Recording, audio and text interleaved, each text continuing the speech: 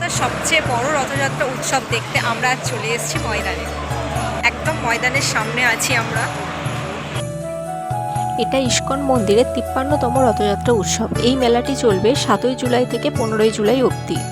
চলো এবার ভেতরে প্রবেশ করা যাক। এখানে মহাপ্রসাদের কাউন্টার আছে, এখান থেকে আপনারা মহাপ্রসাদ কিনে খেতে পারবেন।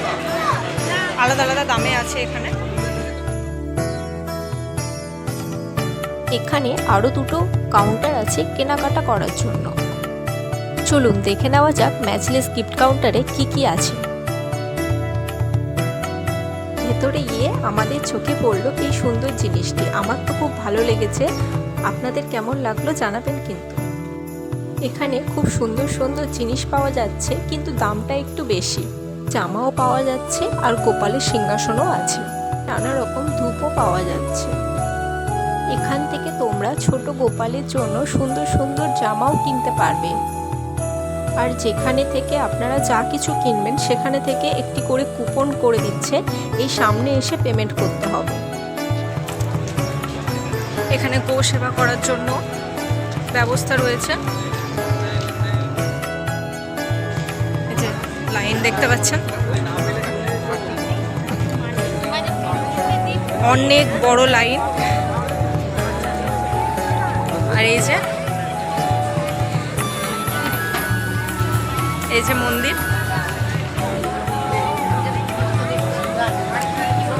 এখানে মাঠটা খুব ভালো করে সাজানো হয়েছে, দেখতে খুব সুন্দর লাগছে। আর এই যে খিচুড়ি খাওয়ানো হচ্ছে, লাইন তো বিশাল লাইন। আপনাদের একটু জুম করে দেখাচ্ছি, প্রচুর লাইন। এই যে লাইন দিয়ে মানুষরা দাঁড়িয়ে আছে, অনেক বড় লাইন। এই প্রথম আমরা এসছি এখানে ময়দানে রথযাত্রা দেখতে। এর আগে কোনোদিন আসিনি, প্রথম আসা। জানি না কিভাবে কোথায় কি হয় না হয়, ঠিক আছে এই প্রথমবার আসা। এখনো পর্যন্ত রথ এসে পৌঁছয়নি।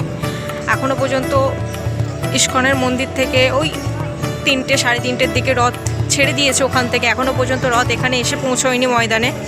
আর এই যে মণ্ডপের সামনেও কত ভক্তরা এখানে বসে আছে দর্শন করার জন্য।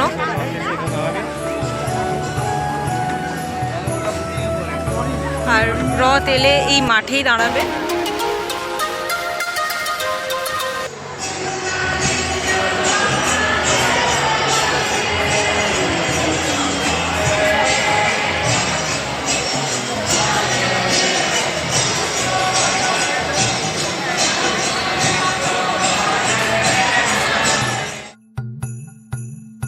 ভেতরের এই পরিবেশটা কিছুক্ষণের জন্য মন ভরিয়ে দিল।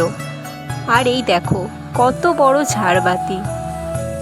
এই স্থানেই থাকবে আমাদের প্রভু জগন্নাথ দেব। এখানে হয়তো কিছু স্টল বসবে। আজ তো প্রথম দিন, তাই পুরোপুরি রেডি হয়নি এখনো। ভোগ খাওয়ার ইচ্ছা হচ্ছে, কিন্তু এত বড় লাইন, বলতে গেলে বাইরে গেটের কাছাকাছি থেকে এই লাইন আছে, তাই এইভাবে লাইন দিয়ে খাওয়াটা সম্ভব হবে না। কিন্তু একটা কথা মানতেই হবে, এভাবে লাইন দিয়ে ভোগ খাওয়ার মজাটাই কিন্তু আলাদা।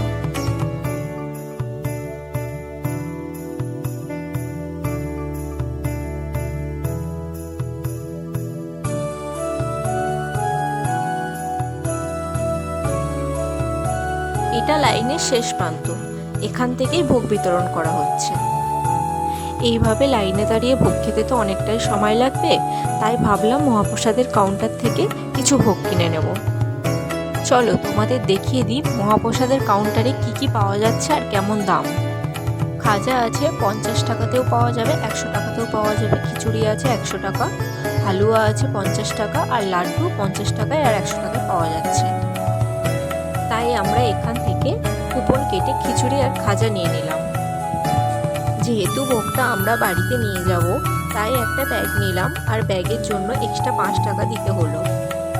এখনও রথ এসে পৌঁছয়নি, তো আমরা এখনও রাস্তার দিকে বেরিয়ে যাব, কারণ রথ আসতে এখনও অনেকটা দেরি হবে। এখন প্রায় 7:30 বাজে, অনেকটা দূর থেকে এসেছি। তাই আমরা এখন পার্ক স্ট্রিট মেট্রো স্টেশনে 2 নম্বর গেটের কাছে গিয়ে দাঁড়িয়ে থাকবো, কারণ ওই রাস্তা ধরেই রথটা আসবে। রথ দেখা হয়ে গেলে ওখান থেকে আমরা মেট্রো ধরে বাড়ি চলে যাব। রাস্তা জুড়ে কত ভক্তরা দাঁড়িয়ে আছে জগন্নাথ দেবের দর্শনের জন্য। আমরা একটাই রথ দেখতে পারবো, কারণ 3টে রথের অপেক্ষা করলে আমাদের অনেকটাই দেরি হয়ে যাবে। একটা রথই দেখে আমাদের বাড়ি চলে যেতে হবে, কিছু করার নেই। ইচ্ছা থাকলেও দেখতে পারবো না, অনেক রাত হয়ে গেছে। অনেকক্ষণ ধরে দাঁড়িয়েছি রথ দেখার জন্য, আসছে না বলে আইসক্রিম কিনে খাচ্ছি। রথ আসছে, আপনারা দেখতে পারবেন কি জানি না, সেই যে দেখা যাচ্ছে।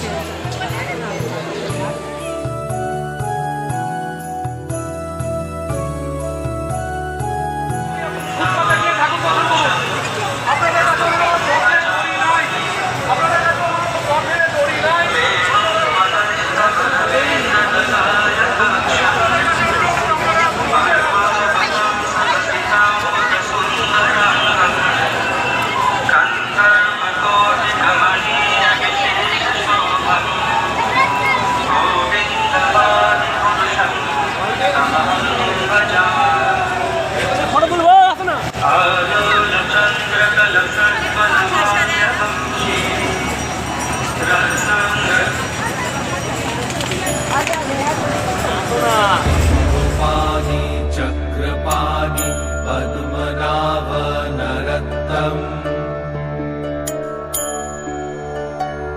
जगत्तं पालको व्यापी सर्वव्यापी सुरेश्वर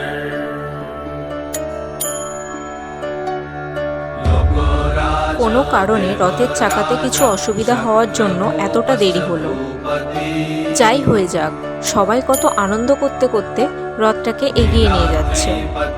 প্রভু জগন্নাথ দেবের ইচ্ছায় এত ভিড়ের মধ্যে আমিও একটু সুযোগ করে নিলাম রথের দড়ি ধরার জন্য। কিন্তু রথটা কাছে আসার পর আমরা দেখতে পেলাম ওটা বলরাম দেব বা সুভদ্রা দেবীর রথ ছিল না, ওটা জগন্নাথ দেবের রথ ছিল। কোনো কারণে হয়তো ওরা জগন্নাথ দেবের রথটাকে এগিয়ে দিয়েছে। সবশেষে এই ঘোড়ার গাড়িগুলো দেখে আমরা বাড়ি ফিরে এলাম।